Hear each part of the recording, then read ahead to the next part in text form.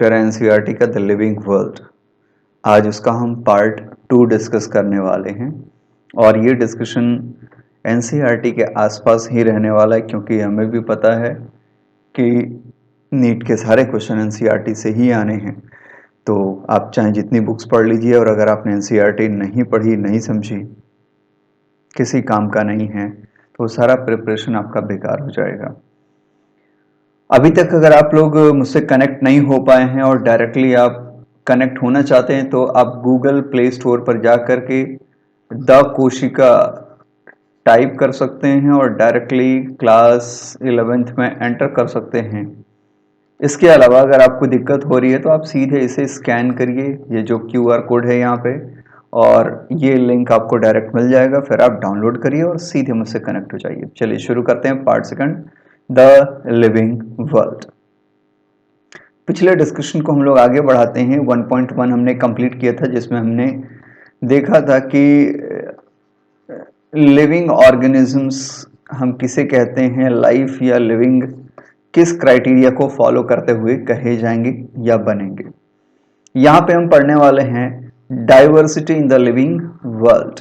ये एक बहुत ही ब्रॉडर एस्पेक्ट होने वाला है, बहुत ब्रॉड डिस्कशन होगा, लेकिन इसको हम छोटे छोटे पार्ट्स में समझेंगे ताकि इजी हो जाए हमारे लिए। यहाँ पे सीधे हम डाइवर्सिटी पे नहीं जाने वाले। यहाँ पे हम पहले थोड़ी बहुत जानकारी लेंगे, कितने स्पीसीज हैं, कितने जीनस हैं, कितने ऑर्गेनिज्म हैं और कैसे कैसे ये डेवलप हुए होंगे। देखिए, डाइवर्सिटी इन लिविंग वर्ल्ड बिल्कुल भी नया नहीं है बच्चों। आप लोगों ने क्लास 9th में एक चैप्टर पढ़ा होगा जिसका नाम होता है बायोडाइवर्सिटी। बायोडाइवर्सिटी।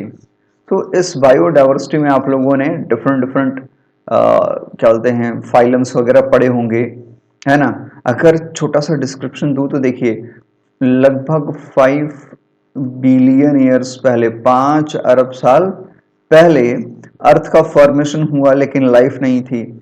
और आज से लगभग 0.8 से लेके 1 बिलियन यानी 1 अरब साल पहले लाइफ पहली बार ओरिजिनेट हुई होगी, जो क्या होते हैं, बहुत ही प्रिमिटिव टाइप के बैक्टीरिया के फॉर्म में हुई होगी, आर्की बैक्टीरिया जिसे आप कहते हैं। फिर धीरे धीरे कई लाखों करोड़ों साल में वो डेवलप करके आगे बढ़े होंगे।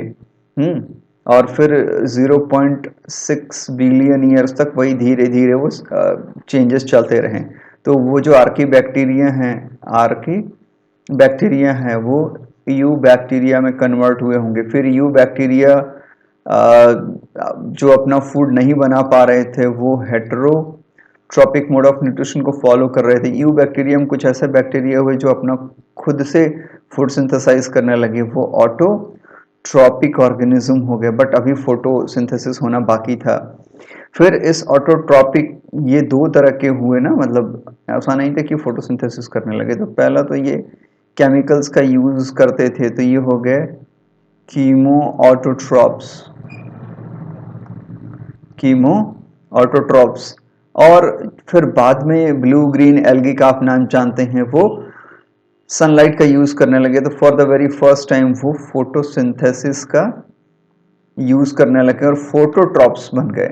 Heterotrophs on the other hand ये कन्वर्ट होते चले गए एनिमल किंगडम की ओर, है ना। कुछ बैक्टीरिया एज बैक्टीरिया ही रह गए, कुछ इसमें से मॉडिफिकेशंस हुए और ये कन्वर्ट हो गए प्रोटोजोवंस में, प्रोटोजोआ में। फिर प्रोटोजोआ से पोरीफेरा, है ना। फिर पोरीफेरा से सीलेंट्रेट, एस्केलमिंथिस, है ना, एनालिडा, एनालिडा के बाद आर्थ्रोपोडा, आर्थ्रोपोडा के बाद मलस्का, है ना, इकाइनोडर्मेटा। इस तरह से ये चेंजेस होते चले गए। On the other hand chemo autotrophs बहुत ही कम रहे। आज सल्फर पर्पल बैक्टीरिया मिलते हैं कीमो ऑटोट्रॉप्स में, और तो ज़्यादा देखने को नहीं मिला। लेकिन जो फोटोसिंथेसिस वाले फोटो ऑटोट्रॉप्स बने, जो सबसे पहले फोटो ऑटोट्रॉप्स बने थे, वो थे साइनोबैक्टीरिया, जिसको कि हम ब्लू ग्रीन एल्गी कहते हैं, नीले हरे शैवाल, है ना। फिर ये मॉडिफाई हो गए, ये डेवलप कर गए और ये कन्वर्ट हो गए किस में बेटा, ग्रीन एल्गी में फिर ग्रीन एल्गी, ब्राउन ब्राउन, फिर रेड रेड एल्गी, एल्गी के बाद ये कन्वर्ट हो गए ब्रायोफाइट्स में, ब्रायोफाइट्स कन्वर्ट हो गए टेरिडोफाइट्स में। कन्वर्ट का मतलब इवोल्यूशन होता चला गया, इनमें कॉम्प्लेक्सिटी आती चली गई, है ना। फिर टेरिडोफाइटा और मॉडिफाई हो गए, विकसित हो गए, तो ये कन्वर्ट हो गए किसमें, जिम्नोस्पर्म में। जिम्नोस्पर्म और भी विकसित हुए तो ये कन्वर्ट हो गए एंजियोस्पर्म में, यानी फ्लावरिंग प्लांट्स में, जो कि आजकल सबसे ज्यादा देखने को मिलते हैं। लेकिन ये कन्वर्जन होने में ना 0.8 बिलियन ईयर्स से लेकर के 0.6 बिलियन से लेकर 0.8 बिलियन ईयर्स लगे होंगे। ये एक दो दिन में नहीं हुआ, यही तो ऑर्गेनिक एवोल्यूशन है।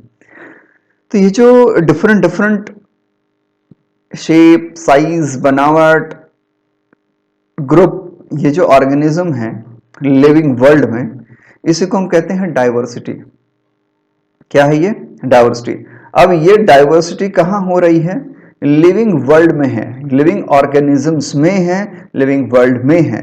इसीलिए इसका नाम हम रखते हैं बायो डाइवर्सिटी। क्या बच्चों, बायो डाइवर्सिटी। क्योंकि ये जो डाइवर्सिटी, डाइवर्स ऑर्गेनिजम्स हम देख रहे हैं वो कहां पे हैं, लिविंग वर्ल्ड में है और लिविंग ऑर्गेनिजम्स में देखने को मिलता है। समझ में आ गया। If you look around, you will see a large variety of living organisms, be it plotted, है ना, प्लांट्स, वो प्लांट्स जो कि आपके पॉटेड हुए, जो पॉट्स आपने मतलब कि गमले में लगाए हैं, insects, birds, your pets and other animals and plants, है ना। तो कितनी वैरायटी आपने तो अभी देख ली अगल बगल बैठे बैठे। सो there are also several organisms that you cannot see with your naked eyes, but they all are around you, they are all around you। मतलब कि माइक्रो ऑर्गेनिजम्स की बात हो रही है, माइक्रो ऑर्गेनिजम्स जिनको कि आप अपनी खुली आंखों से देख भी नहीं सकते, ऐसे ऑर्गेनिजम्स भी हैं हमारे आसपास। सो बिल्कुल यही तो